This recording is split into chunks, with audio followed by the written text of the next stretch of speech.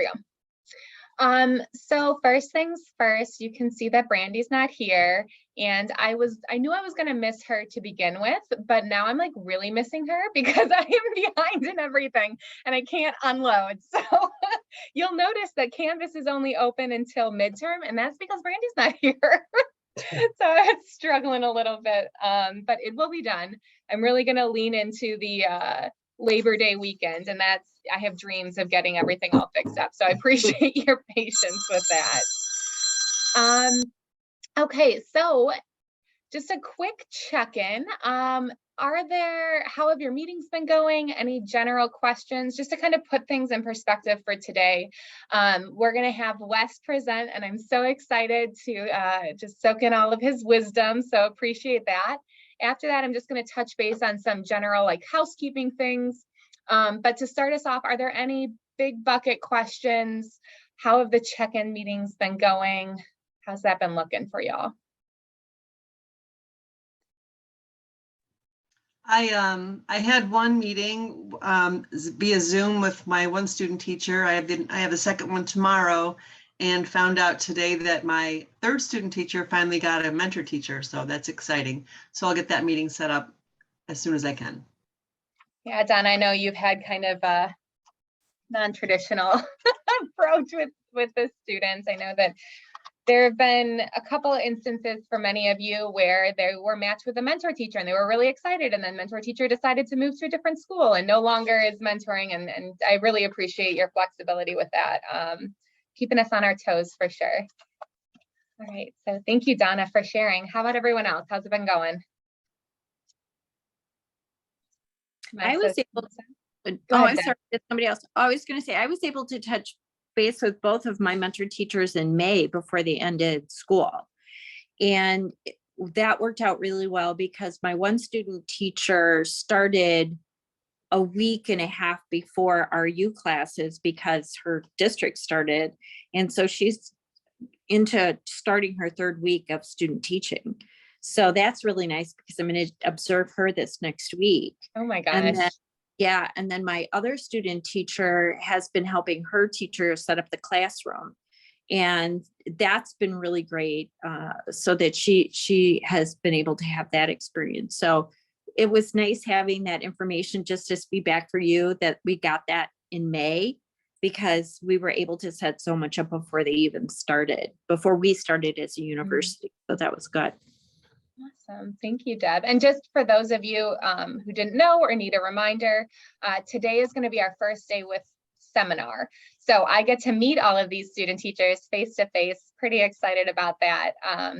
But yeah, there are various start times, and you probably saw on the practicum Canvas shell that I deleted the first reflection that would normally be due yesterday, simply because some students aren't in the classroom, some of are setting up, and so we removed that for yesterday, and their first reflection will be coming up, and I'll have an opportunity to talk to them in an hour and a half. So that is great feedback, Deb. Thank you, and I'll make a note of that. Anyone else care to share how their meetings have been going? I haven't met with Garrett on Zoom or in person yet, but we've been emailing. And he's been working with, I think he has two mentor teachers this year. And one of them he started working with a few weeks ago, just kind of pre-school year. He was able to do a lot with her. And so he was really excited about that. So, but I will set up a meeting, a Zoom or an in-person meeting with him. Yeah, thank you, Karen. So Garrett we have a couple students who are aspiring teachers with RPS, and so that kind of definitely is a different experience than most of our student teachers will be having, but you are obviously integral in the process and appreciate you setting up those meetings. As I said, I'm going to touch base at the end after Wes's presentation a little bit to make sure that we are feeling confident about moving forward, but I want to make sure that Wes has the center stage for as much time as he needs. So Wes has been so kind to focus on fostering or telling us some of his tips and tricks about fostering relationships with mentor teachers. He has been voluntold to do this presentation, so I really appreciate you going along with it. We know that Wes is really great at kind of setting those first couple week meetings and relationships and just kind of establishing that camaraderie between student teachers and mentor teachers and field coaches. So Wes, you have the floor. Thank you again so much.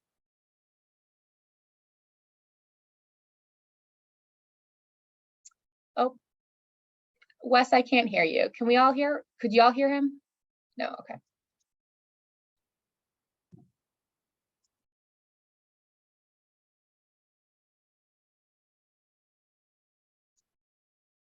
I don't think so.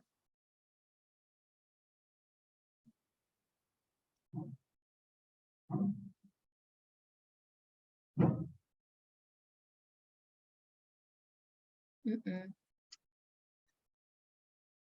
Maybe sometimes if you don't hit the audio when you're coming in, it won't let you speak later on. So if you want to leave and then come back, that might be a solution.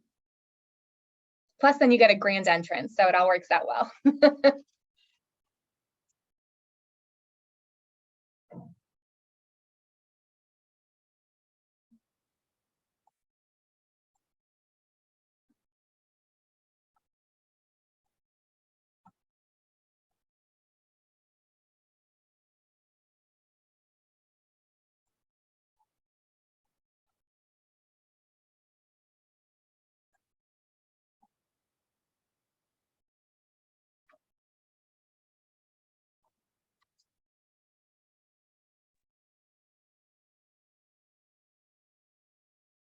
Not catching it. Nope.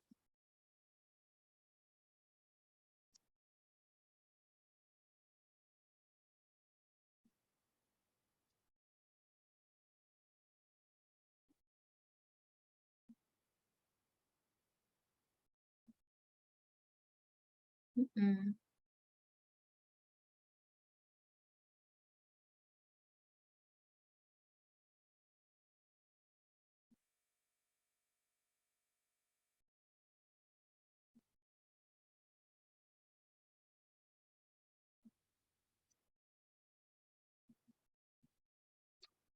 Nope. I'm gonna try and mute you, and then let's see if you can unmute. Okay, let's see if that works. No. Maybe try a different device.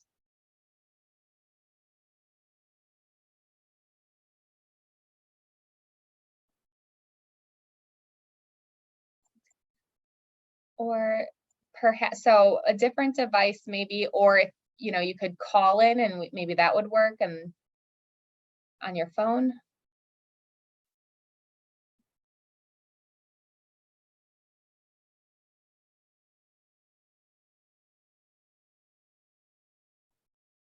I can see your type in, so I'll just hang tight.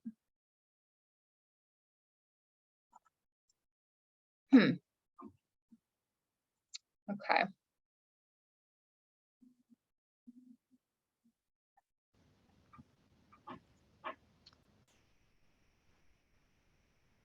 Let me try this. Ah, yay!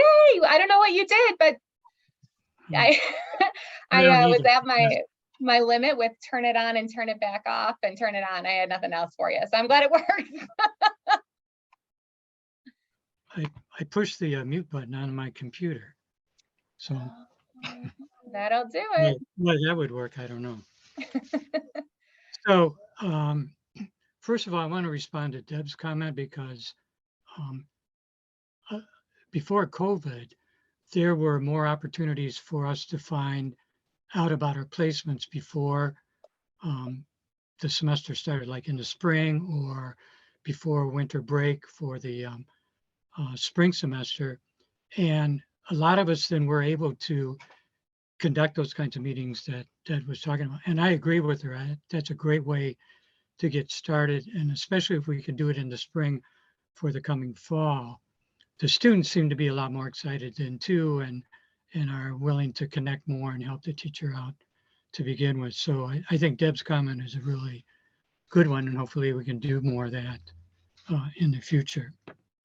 And that's a good example too of something I've been thinking about The last couple of years, and I mentioned this to you, Danielle, about how difficult it's been for the supervisors, now coaches, to really connect with each other if we didn't know each other.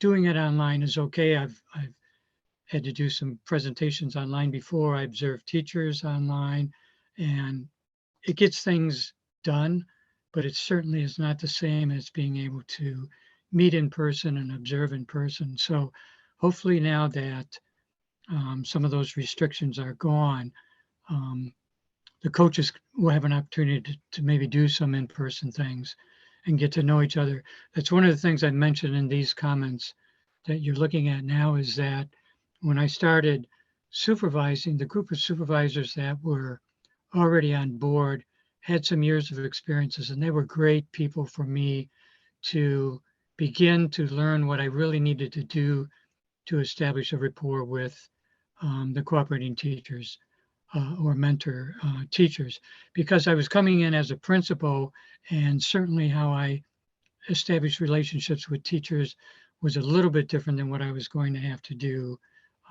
in this new role.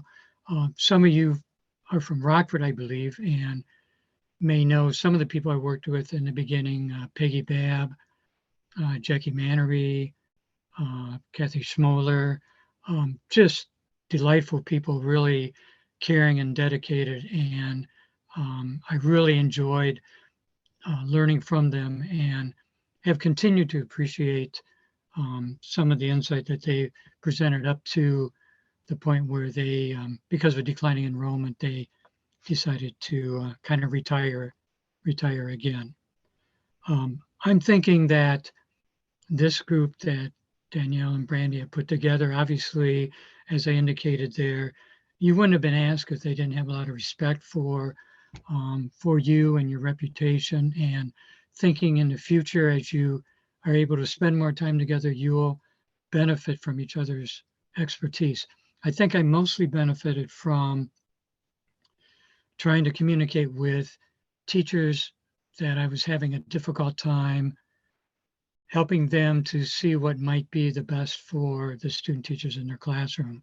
And I'll give an example of that at the end, but those three people that I mentioned were really helpful in getting me to look at it from a different point of view, and maybe be a little bit more effective in the future. So go ahead and read that. I'm not going to read it to you. I'll give you one moment and then get on with some more specific comments I wanted to make.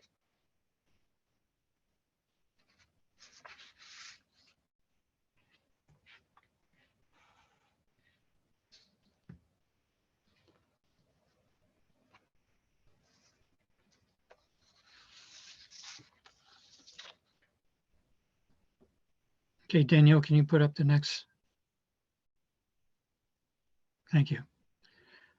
I'm going to kind of be looking at some more detailed notes that I created, because one of the things I discovered in a lot of the teachers I worked with reminded me of over and over again is that I get off on tangents. I'll be trying to stick to the message I wanted to give, but then my mind starts thinking of other things. And all of a sudden, a 15-minute meeting goes on for 20, and the teachers that I worked with didn't appreciate that at times. So I decided to write out my notes and hopefully keep this presentation a little bit more efficient.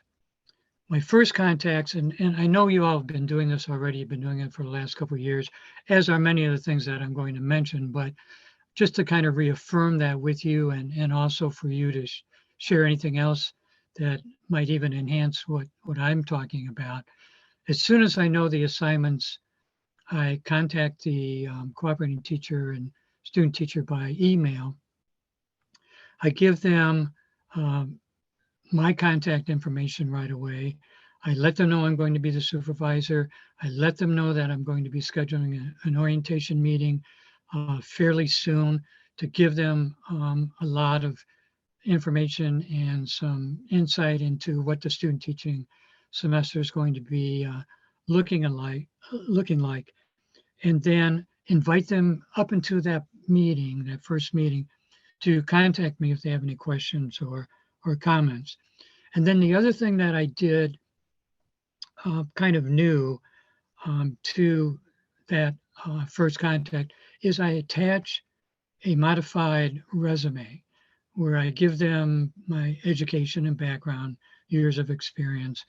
And then I also include examples of activities or projects that I was involved in as an educator, in hopes that some of those might connect with the mentors, especially that I'm going to be working with. For example, I mentioned to them in the email that I've given presentations on classroom management, that I've been involved in developing reading strategies for students who are both more advanced and those that are facing some challenges.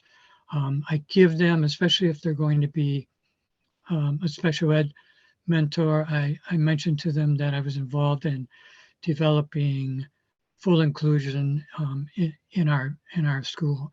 And there might be other things, if you decide to do something like that, that you've had some special experiences or talents with, and sharing that with those mentor teachers, they might look at that and say, oh, that's kind of neat. I'm looking forward to meeting that field coach and maybe talking to them about that. I also make sure that they send me a quick reply, because especially at the beginning of the school year, it doesn't happen often, but it has happened where I'll send an email and it'll go to their junk box right away. And I don't know if they've got, some of their precautions turned up early in the beginning of the school year or not. But that way I know if I don't get a reply within a week or two, then I call the school and make a connection there and let them know that an email was sent. Okay, the principal contact. I don't do that right away. I know some of the mentors do and have in the past, and I think that's perfectly okay. The reason I don't is that I wait until a little bit closer to the actual start of the student teaching semester, because I know how busy they get, especially at the start of the year. And this way I feel like I'm alerting them at a time when they might remember then that I'm going to be coming to their building. I give them the same contact information. I also mention if I've been in their school before, who I worked with. I certainly mentioned that I'm looking forward to coming back, even though I might be kind of hesitant, depending on the previous experience. But to kind of set that, I also let them know that I was an elementary school principal, now retired, to kind of help maybe create a connection with them from the beginning as well. I certainly invite them to contact me at any time with questions or comments. And then I ask them to let me know if there are specific procedures I should follow when I come to the building, even if I've been there before, and especially if they have COVID restrictions. Now, I know a lot of those have been lessened, but I still ask because you just never know, especially in terms of like with Rockford University now adjusting for if you've been in contact with somebody. So I want to make sure, because I'll be coming in, quote, from the outside, that I know if there's anything they want me to do with that. And then I ask them for a quick reply, just to know for sure that they received my email. For the orientation meeting, the information part, you all have been given the outline that the university uses now, and as well as the PowerPoint if you want to use that. It's very similar to the outline to one that was used when I started. And I use that, except that I've modified it, because one of the things I found, and maybe it was just my own personality, when I was presenting at the orientation meeting, the teacher and the student teacher were doing a lot of writing, taking an awful lot of notes. And I didn't feel I was personally connecting with them then because I was kind of watching them with their heads down. So what I decided to do, and this is something I did as a principal for our staff meetings, is I included a lot more detail in the agenda that covered a lot of what I was going to say, but then they didn't have to worry about writing it down. For example, I included more dates than what may have been included originally. I included more detail about the assessment. I included more detail about lesson planning requirements, which also, I think, cued us to be able to talk about a few more things that might have been initially interesting for especially the mentor teacher. One of the things that I try to emphasize in the beginning with the student teacher as well in these meetings is that when the mentor and I do the observations and assessments, there may be some difference in how we rate those.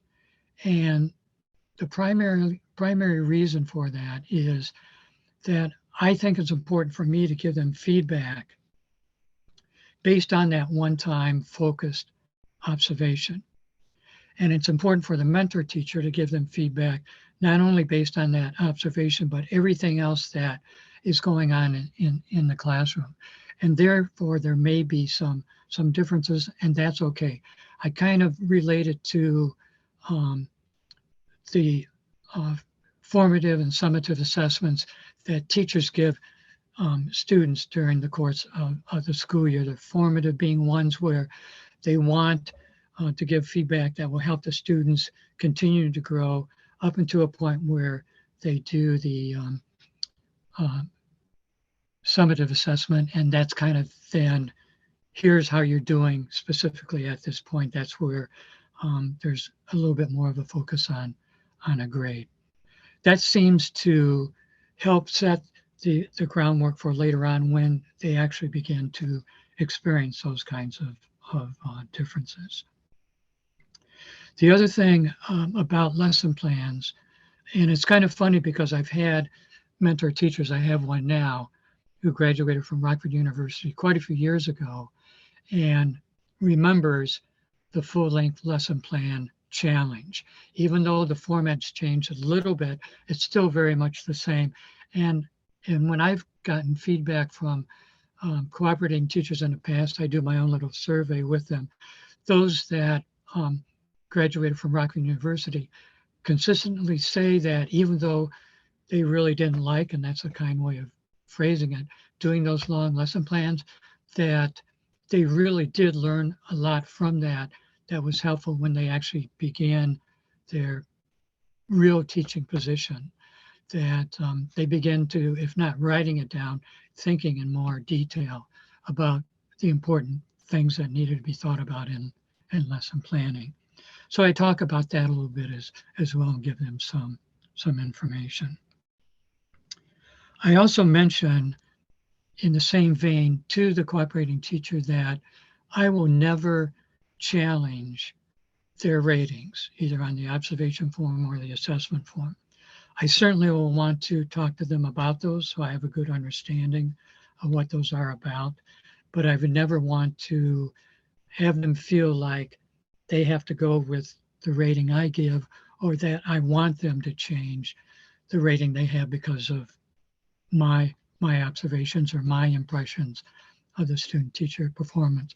What I've found is that has helped if there actually are differences, because then I feel like the mentor understands that I really do want to learn from them.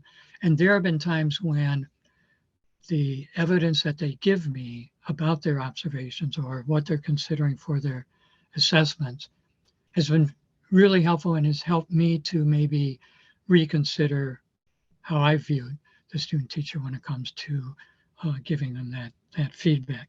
So I try to make sure that they know that they can use their own impressions, their own evidence to rate the student teachers as they want.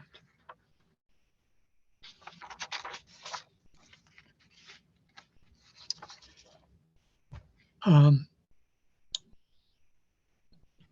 let me see. Okay, I'm looking at the slide. We're still good with that.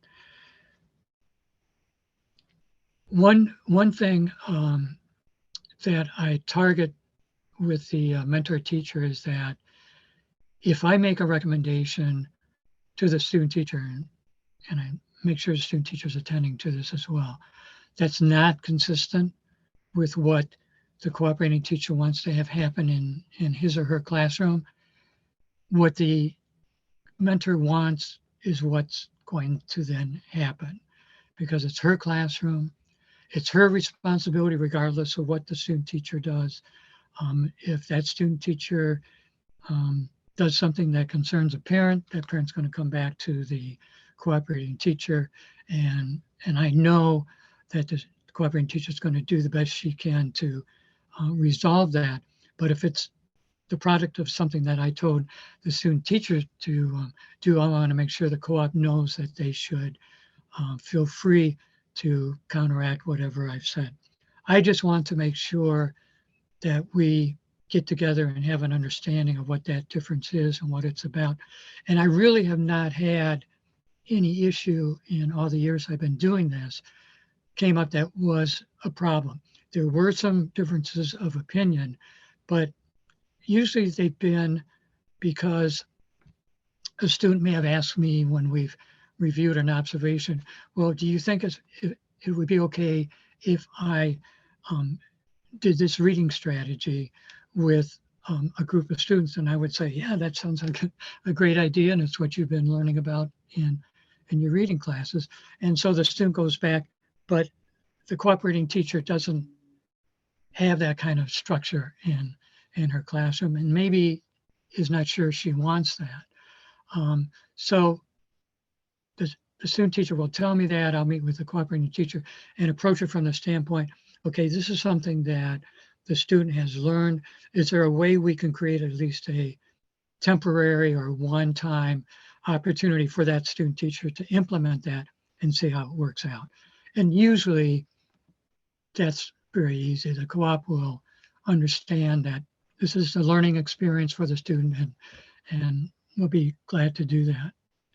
The one thing, if Kim's still, I noticed that she signed in, if she's still there, I do tell the cooperating teacher if they're using round robin reading, that I would really encourage the student teachers not to use that I would like them to try something else.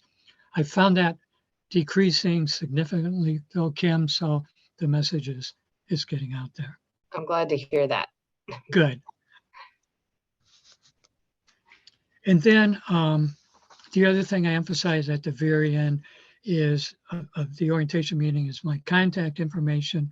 I talked to them a bit about texting.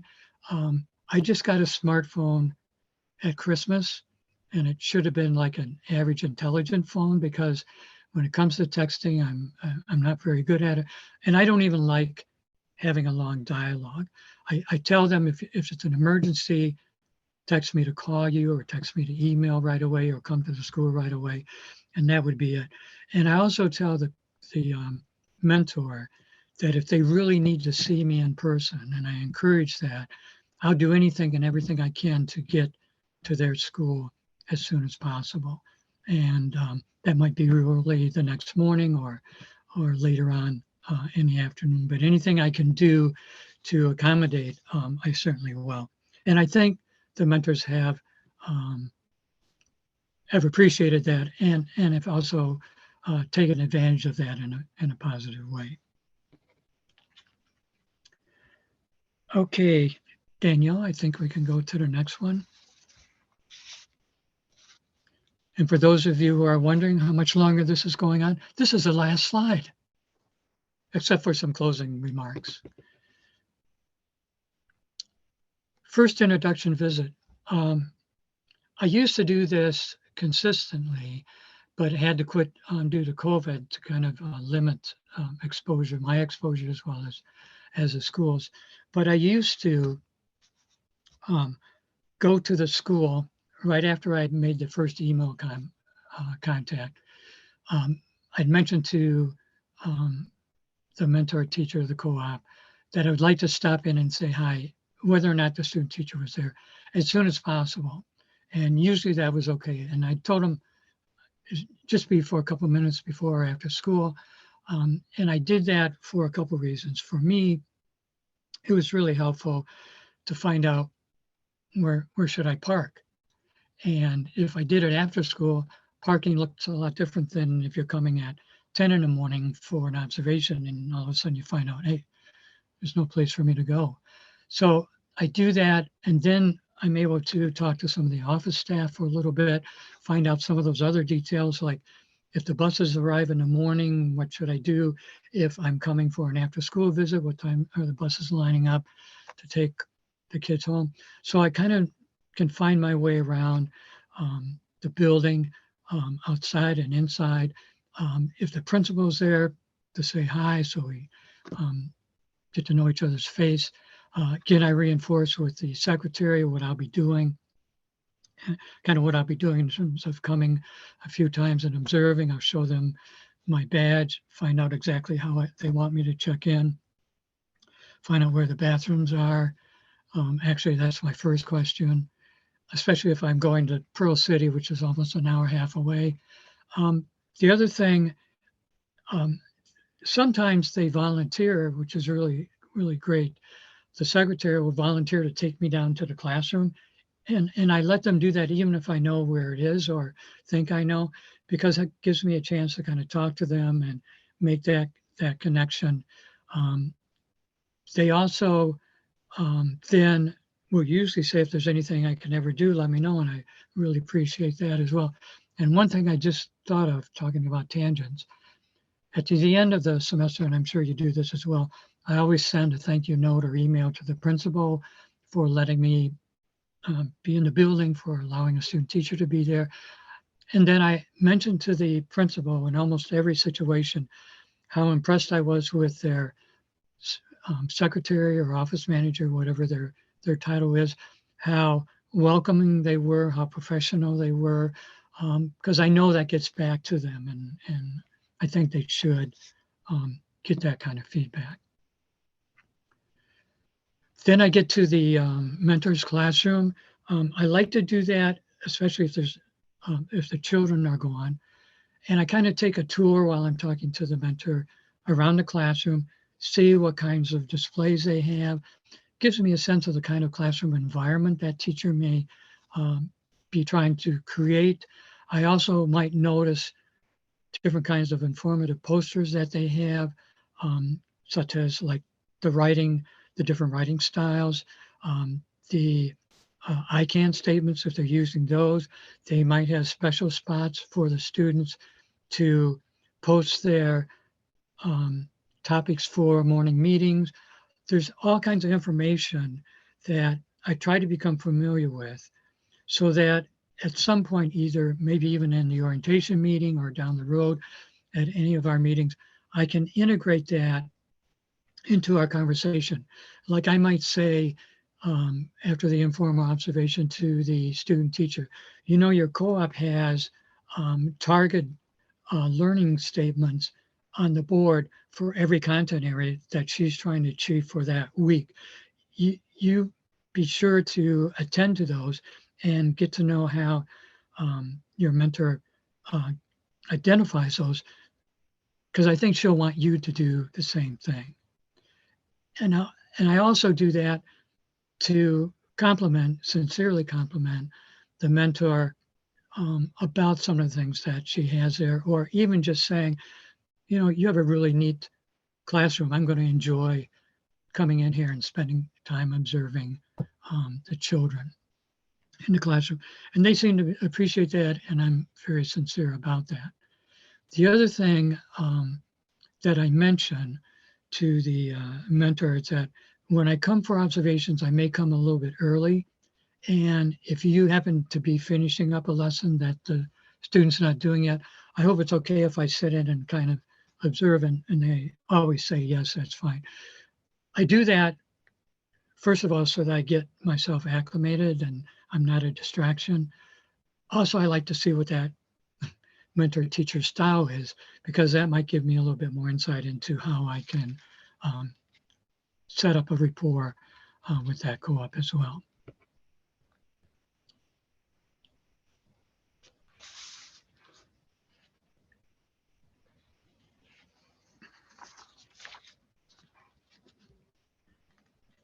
The next thing I want to mention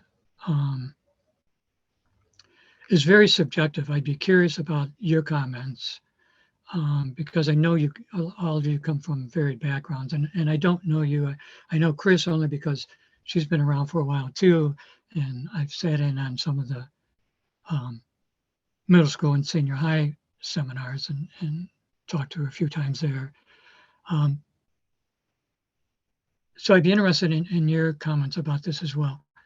I try to, whenever I'm interacting with the co-op, and especially during the orientation meetings, I get some of this. Some of the orientation meetings, the co-op or mentor are really fairly quiet. They're listening. They might ask a question or make a comment.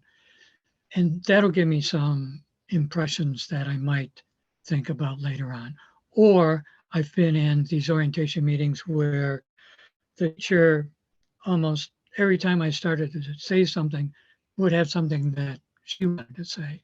And I didn't take that as being disrespectful. It just alerted me to that co-op's probably going to have a lot of expectations. And they want to make sure that even though I'm trying to give them my expectations, I want to make sure that they have an opportunity to share those.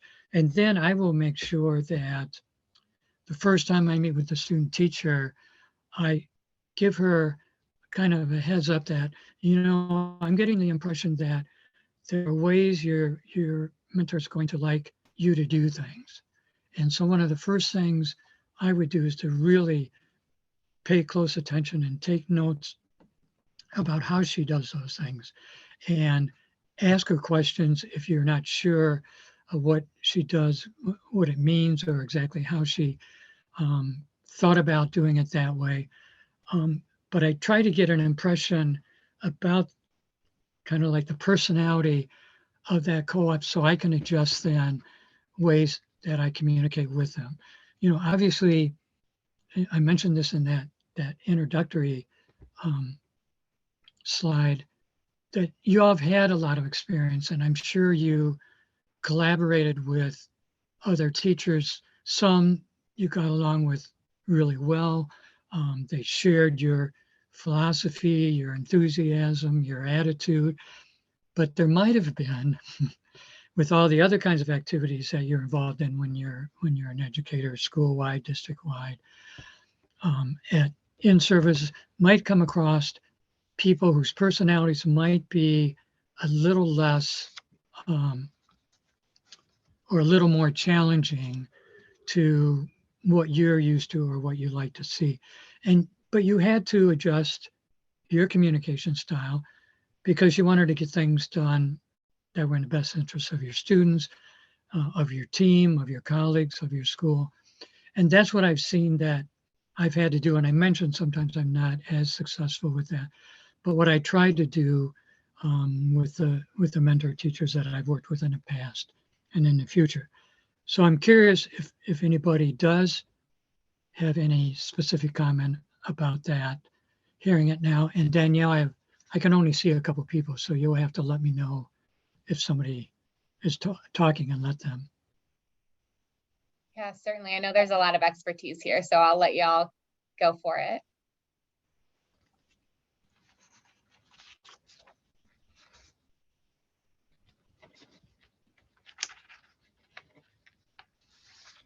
I guess if you don't mind, I'll go for it.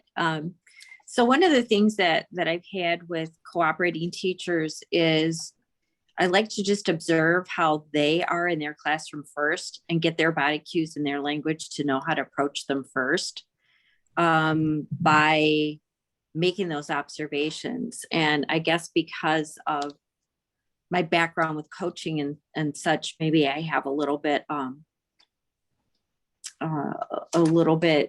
better understanding. So what I try to do especially those first couple of observations, is I asked the student teacher and the mentor teacher if they would like to sit in together and go through the observation at that time. And then a lot of times I will say, because your mentor teacher is here with you, what is your take on this?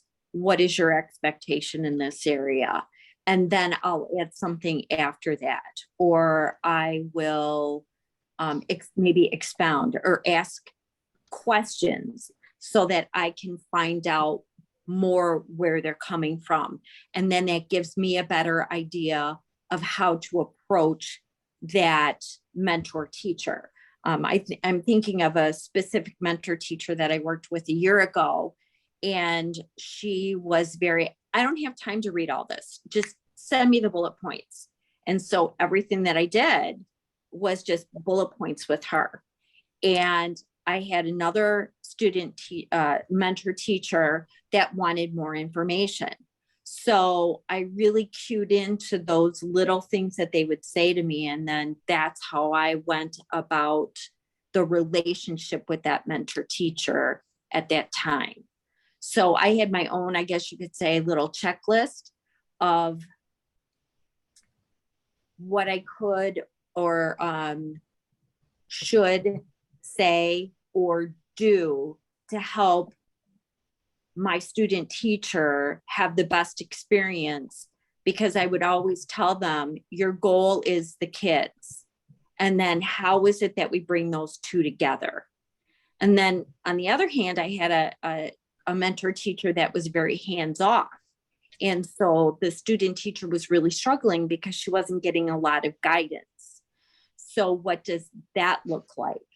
And because this mentor teacher was, oh, well, whatever, I was able to go in and say, have you considered this? What about this? So I agree with Wes, getting to have conversations with those mentor teachers and the student teacher at the same time, and then watching for the body cues, watching for what's going on in the classroom, getting as much information from the environment as you can, and also watching their interaction with the kids is key. And how do the kids interact with that mentor teacher? So those are just some things that I did. And I'm sure all of you have done the same thing.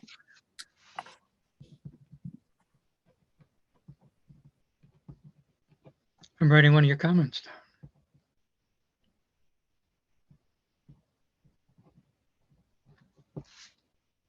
Thank you. I know we're a little bit closer to 4 than I thought, so let me try to be a little bit more efficient. With the midterm and final assessments, I've created my own little checklist of some items that are on the assessment form, especially, that I don't feel I can gather enough evidence to really fairly rate the student teachers. So when I meet with the mentor prior to completing the midterm and final assessments, I ask them specific questions about those areas. And I tell them, I need this feedback from you, especially because I don't know. For example, the simplest one is maintaining accurate records. I'm not going to go through their grade books or find out, in my opinion, waste the mentor's time having her gather up all the documents that she may have the student teacher complete and look those over. I just asked the mentor, how is she doing? Is she taking the initiative? How would you rate that? Also, contacts with parents. Yes, I'll get to read their parent contact log, but I'm not going to give a student teacher a 4 just because they had 5 contacts by midterm. So I really want to know more firsthand how they're doing. Parents contacted them. Are they contributing to your weekly newsletter? Are they initiating phone calls in parent conferences? What did you have them do? Those kinds of things. Professional relationships, working with their grade level team. If they're assuming other responsibilities that the mentor has, like at lunch or recess, are they assuming those with the same kind of responsibility and professionalism as they have in the classroom? Anything that goes on at the school that I'm really not going to have firsthand experience about or can't gather from substantial written evidence, then I'm going to rely on the mentor to give me that feedback, and I will use that when I do my rating. And as I mentioned before, if we are real different in our ratings, then I would just have a conversation to develop a good understanding of why those exist. And it'll also give me some more insight maybe into what I need to focus on. And the last question I ask before we end the meeting to the mentor is, what exactly do you want me to do? Would you like me to do from now until the next time we meet, whether it's next week or 3 weeks from now? And I tell them, I'll do that and I'll give you some feedback so that they understand that I really value not only what they're doing, but what their opinion is of what they want me to do. And then the last thing I do is send lots of reminders. And this is a principal habit. I've always known that teachers are very, very busy people from the time they wake up in the morning to the time that they fall asleep. And I wanted to do everything I could to remind them of things they needed to get done. And yes, you have a professional responsibility of managing your time and getting things done on time, but I don't want to sit around and wait for a student teacher to submit something late because they forgot or whatever. I don't mind giving them a reminder. And for the mentors, I don't mind giving them reminders of my reminders because I want to acknowledge the fact that they are very busy people. And usually they appreciate that. I've never had anybody to say, yeah, you told me that last week, that kind of thing. So I think they appreciate that. And it's just kind of like a little extra value added to the mentor menu. Now, I did have a couple examples, as Danielle mentioned, to give from my experience. Do you want me to do that, or we could save that for when we're able to talk again, like Deb having the opportunity to give examples? I'm sure others have as well. If you want to push that away and then get to your. Yeah, if that's all right, Wes, I just want to, Sure. make sure we finish up at 4, and I just have a couple lingering things to talk about. So I am making a note that you have some examples that will be carried over. Now I'm ready for next time. Okay, awesome. So Wes, thank you so much. Really, really insightful and helpful suggestions. And as I kind of mentioned, you're the expert in fostering these relationships. I really appreciate you bringing in your experience and your knowledge. So yay, thank you.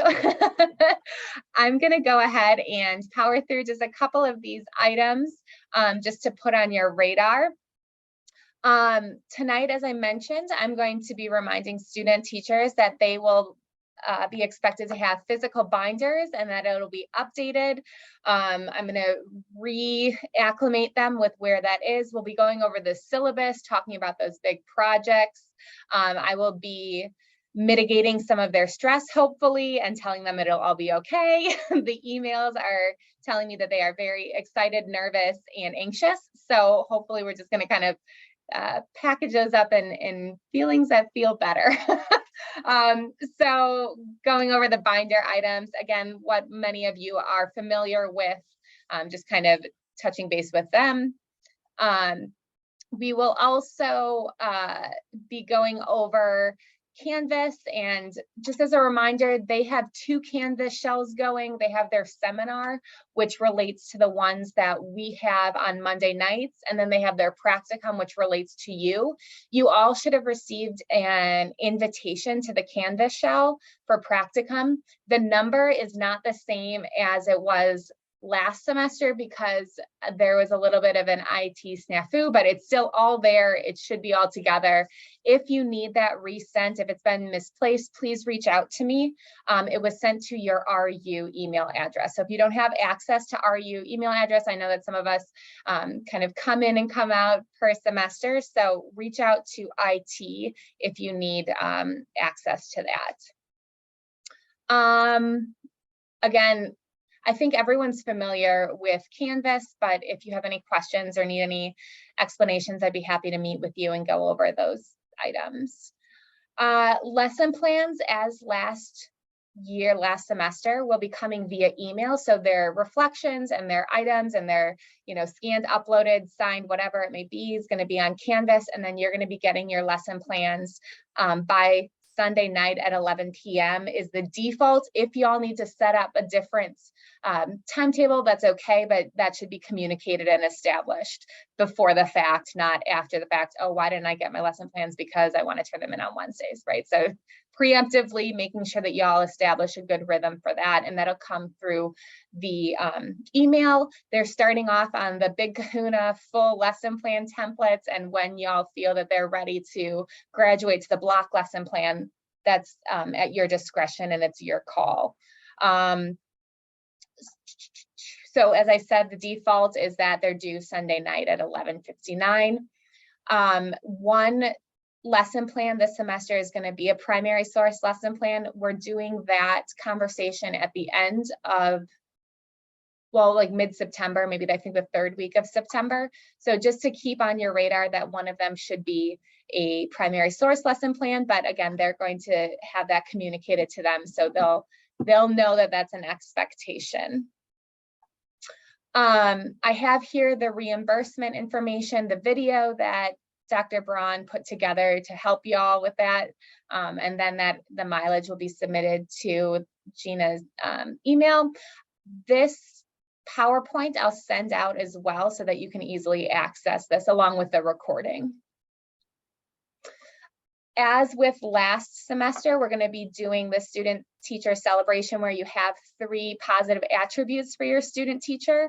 So as you're meeting with them and communicating and observing them, just keep that in the back of your mind that you have to have 3 nice things to say about them. You'll have so many, so you'll have to be discerning. A couple things to just keep on your radar. Our next supervisor, oh, I needed to change that. Y'all are field coaches. I'm going to make that mistake a million times. I'm so sorry. I'll get it. Your next field coach meeting is going to be on September 19th from 3 to 4 in Zoom. You have that in your calendar. It was sent out a couple months ago, so hopefully it's still there. If you have an particular expertise you'd like to present to your colleagues, please let me know. Again, really appreciative of Wes, but there's such a wealth of knowledge and I really want to lean into the assets of this group. So if there's something that you're particularly passionate about that you'd like us all to learn about, please reach out and we can schedule that in. So your to-dos as they're coming up. If you haven't yet, please reach out to your student teacher and the mentor teacher to establish that introduction, orientation, first get to know you meeting, whether that be in person or via Zoom. You have the slideshow and you have that 1-pager that you're able to reference. In these couple of weeks, it's wild to say, you're probably going to start thinking about when you want to do that first informal observation. So as you're meeting and setting these dates up, that's going to be approaching. Again, like each school is starting at a different time, so it might not be exactly, next week, but kind of keep that on your radar. And then also be on the lookout for those lesson plans, again, depending on when your student has started. I think that there's going to be a reflection due this upcoming Sunday. So that'll be in Canvas. They'll be able to submit that. Okay, wow, I just threw a lot at you. You have just a couple minutes. What questions can I answer? I know Mike is demanding a lanyard, so I'm going to try and find something for y'all. Student observation forums are the same as last year. It's in the same Google folder. Your student teachers and your mentor teachers have all been sent that information as well, so they have the G Drive folder. I'm gonna move y'all back on my primary screen so that I can see you. What questions y'all have? I don't know if mine's a really question, but thank you for bringing up the binder. I was really surprised at my last semester with 4 student teachers. 2 of them, I could not get them to get a binder. Every week I asked for a binder. Where was it? It was just such a, and there's no place to mark it on Canvas, and I appreciate you bringing it up, but if you could reiterate, it's a must, it really Yeah. helps them organize themselves and to have it out for us. I've just had some weaknesses with that. And the other thing is the RU lesson template, which I love. And of course they complain from day one about it. But where can they find they've always kind of had it, but is there access to it on Canvas, or they just? Yes, Where'd they it's get in their that? practicum shell. Okay. Now it's in either their I believe I put it in practicum. Let me So double it's somewhere in their student teaching. Okay. Yes, it's either in seminar or it's in practicum. I don't recall which I put it in. Okay. But they But they okay. I have was it. just And curious. Okay. if they don't have it, they're telling a story and I'll be sure to get it to them. Okay. Yeah, Wes, I appreciate your little anecdote that they still remember it and it was good for them. It's eating their vegetables, right? You don't enjoy it sometimes, but it's good for you. My Yes. question is with the mileage form, because I made the mistake of using the previous semesters. Do you know when we'll be getting those new mileage forms to put that out? That is now going in a to-do, and I will get that information for you. Okay, great. Yeah. So mileage form. Okay. Yeah. Thanks. Thank you, Deb. So in this upcoming email, I'll have that as well. I'll put that in there. You all aren't supervisors anymore. Goodness, field coaches. Okay. What other questions?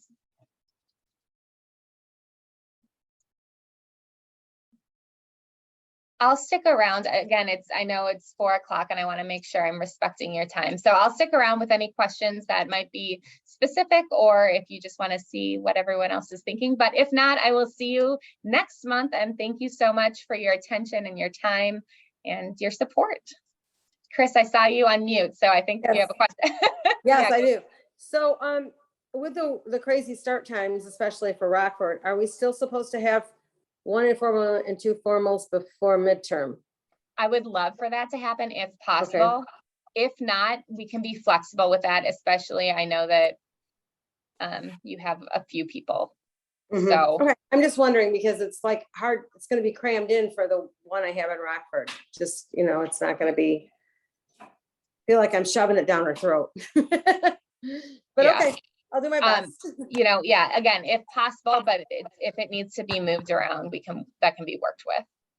Okay, Thank you. That's a good question. And I'll let them know that too today. Or when they bring it up and I forget, and I'll reiterate that.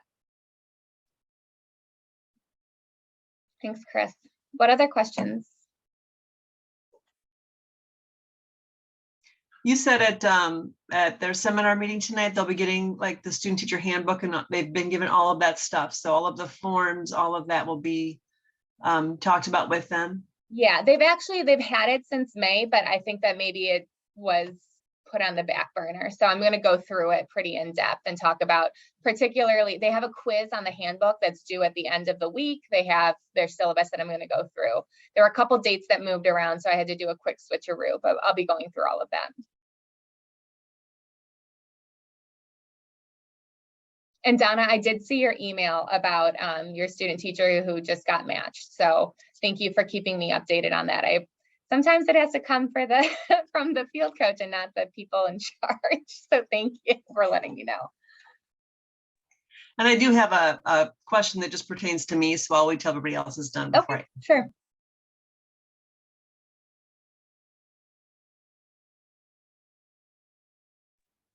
I was also going to say, I know with Brandy being gone, and I'm only speaking for myself, is if you would want me to come in and do anything to help during a seminar that is in my realm of what I did, I'd be more than happy. You just need to let me know ahead of time so that I can schedule that. Thank you. Yeah, So, I might take you up on that. I'd love for you to talk about like the PGPs and with the student teachers. Mhm. Rather than it's just something you do, it's actually something that you can lean into and grow from. So that might take you up. Deb, you should have watched yourself. I'm gonna take you up on it. yeah, and just so, and I'll be sharing that with all the rest of the field coaches, but I'm gonna try in the next couple weeks to finish up the repository with the things that we talked about so that we can share that with all the field coaches and that you can start sharing that with the student teachers. Yeah, thank you so much. There's no real hurry because we don't get to it until come midterm time anyway, but I really, Right. Just so that the rest of the field coaches know that there's going to be a section in the repository for social emotional yeah. within all the different things, and just resources for you to help your student teachers with. So Dev, with that in mind, I would love for you to have to lead one of these meetings regarding what you've created. Yeah. If you just want to let me know, looking at the schedule, when that would be feasible, I'll put you on that. So thank you. I appreciate it. Yeah. I want to get the repository done first. Absolutely. Then I'll pick a day. Okay. All right. Good. I'm out of here. Everybody have a really good week and see you later. Thank you, Deb. Bye.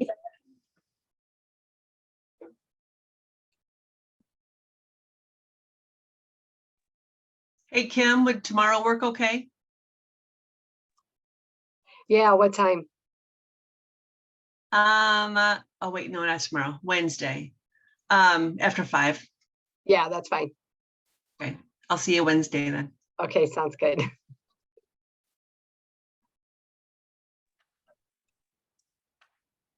Danielle, I think I need to come in and get a Rockford University ID. And so is that something I do at the student services or? Yes. You'll probably, I don't know if they're going to make you have an appointment, but that would be, Kim, that's SAS, right? Yeah. So you'll Yeah, want to that's how they do email it. them. Okay. Thank you. Yeah, absolutely. I haven't needed it to enter the school, but if you want to use it, you can. You're at Jefferson, right? Yes. They haven't asked me to show they asked me to show like my state ID, but if you feel more comfortable with a Rockford ID, I'm sure you can get it, but they haven't asked me for that. Okay. All right. That's good to know. Thank you. This is my 3rd or 4th semester and I haven't used it because Kim's had it. Okay. I All right. haven't picked it up. Yeah. I've been in I there, used to have one, but yeah. but I know And- it's a little bit of a trek for you to come here too. So. Okay, thank you. Doing the observations, is there kind of a set time, like when I did them for my own teachers, we're trying to do a full class period. For us, we were on the block, and so that was, an 80-minute Yeah. observation. Is there a guideline there? I would love for you to do a full period. Okay. Okay, bye, Kim. Thank you. So, and particularly with Garrett, he has quite a vast schedule, I believe. I think he's teaching quite a few different levels. So it might be useful to kind of see a sampling. And I've told them that I want them to ask their field coaches to observe their weakest classes. So just, go in with that in mind, that he's showing you his worst, asking for some support, but just a full 1 class period per observation is fine. Okay, all right. Awesome, thank you. Yeah, I'm sure I'll have absolutely. more questions, but Not a problem. Yeah. email. I know because this is your first round, I'm happy to, meet with you individually if you'd like, or you and Garrett, or if you want me to run that first meeting with you, Garrett and Nicole, or Miss Frazier, I think. I'm loop me in whenever you want me. Okay, thank you so much. Absolutely. Enjoy the sun. It was raining Yeah, when I thanks. came in here, so I don't know if Oh, it still no. is. All right, have a good day. Bye. Oh, shoot. You know what? I should have stopped